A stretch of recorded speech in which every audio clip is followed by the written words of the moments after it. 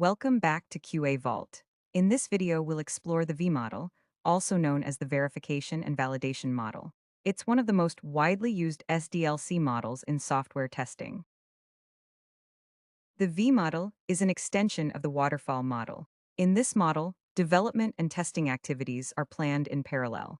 For every development stage, there is a corresponding testing phase forming of shape.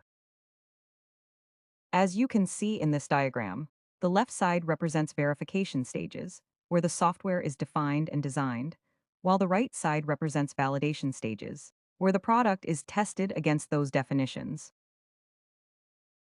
In this phase, the team collects and documents all business requirements from the client. It defines what needs to be built and becomes the base for acceptance testing later. Here, analysts study the requirements to understand how the entire system should work. They decide the system architecture, data flow, and technical feasibility. This step focuses on creating the overall software structure or high-level design. It defines how modules, databases, and user interfaces will interact. Each module is designed in detail, defining logic and internal workflows. This ensures that every part of the system is ready for coding.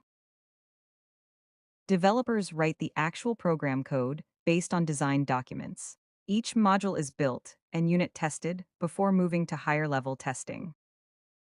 Now we move to the right side of the V, where validation happens. Unit testing verifies individual components.